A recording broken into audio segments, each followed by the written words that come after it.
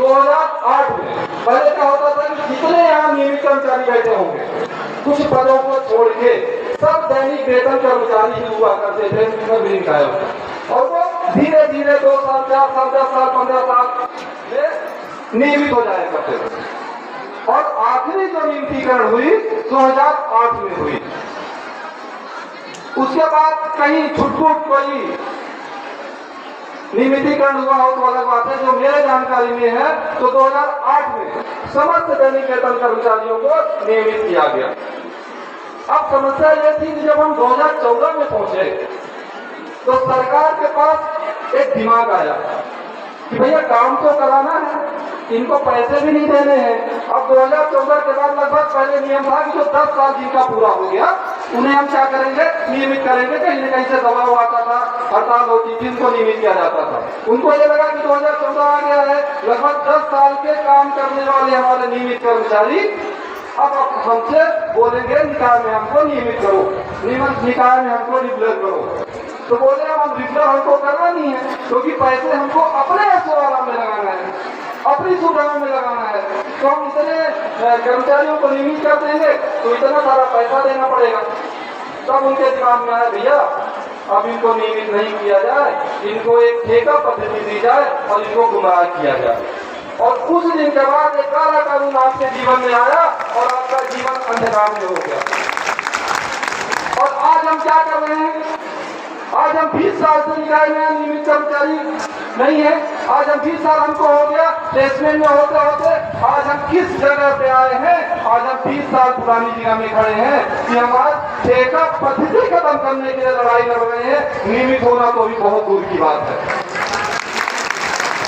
और ये सत्य के नशे में चूर नेता अधिकारी आपको ठेका पद्धति से भी दूर करने के लिए सोच रहे हैं, नियमित करने की तो बात नहीं।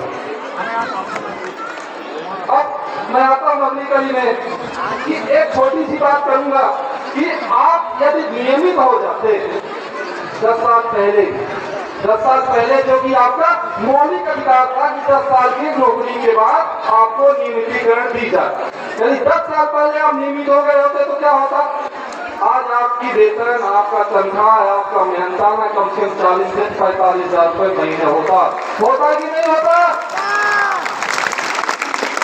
अरे ब्याज पर महीने का तनख्वाह, महीने का वेतन 40 से 45 हजार होता तो आप अपने माँ बाप को अच्छे अस्पताल में, प्राइवेट अस्पताल में इलाज करा पाते, आप अपने बच्चों को एक अच्छी स्कूल में शिक्षा दे पाते, आप अपने बच्चों को हायर एजुकेशन के लिए इंजीनियरिंग, डॉक्टरी और जो भी हायर एजुकेशन उसमें आप भेज पाते। यदि आप आज नियमित होते, आज आपको 40 से 45 हजार तनख्वाह होती और आप नियमित होते तो आपको छुट्टी का अधिकार होता जो आज नहीं है। जितने दिन अटेंडेंस लगाओगे, जितने दिन निष्ठा लगाओगे उतने दिन आपको वेतन मिलेगा, चाहे वो दिवाली हो, चाहे होली हो, चाहे कोई भी त्योहार हो। यदि आप नियमित हो गए होते तो आपको छुट्टी का अधिकार होता, आपको नियमित ईएल का अधिकार होता, आपको सीएल का अधिकार होता और आपको मेडिकल का भी अधिकार होता। आपका गांव समाज में एक सम्मान होता कि नहीं होता? लेकिन आपको इस अधिकारों से वंचित किसने किया? आपको इन अधिकारों का शोषण किसने किया? आपके इस अधिकारों का शोषण किसने किया? जो सत्ता उस समय थी। और ये गलती हमारी है, गलती उनकी नहीं है, गलती तो हमारी है। लेकिन 2014 में जब हमें ठेका पद्धति में भेजा गया, जब हमें प्लेसमेंट कर्मचारी किया गया, अगर उसी समय एक ज्वलंत ज्वाला उठी होती आप सबके बीच, यदि आप एक बड़ा आंदोलन कर दिए होते तो सारे नियम, सारे कानून, सारे काले कानून वापस हो गए होते।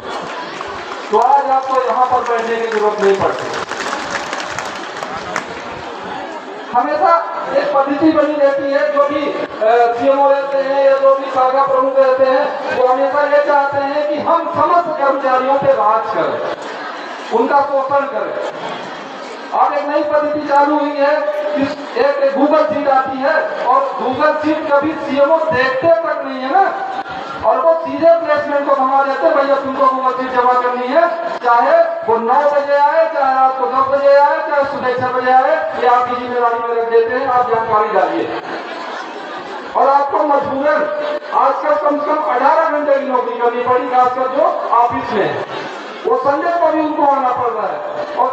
में इनको काम करना पड़ रहा है। जब हमारा स्वच्छता अभियान चालू होता है तो हमें रात रात सफाई कर्मचारियों को हमको काम करना पड़ता है, ये हमारा मजबूरी है। ये जब नियमित हो गए होते तो हम 6 घंटे के बाद 8 घंटे के बाद अपने घर चले गए होते, हमें कोई नहीं मना कर सकता था।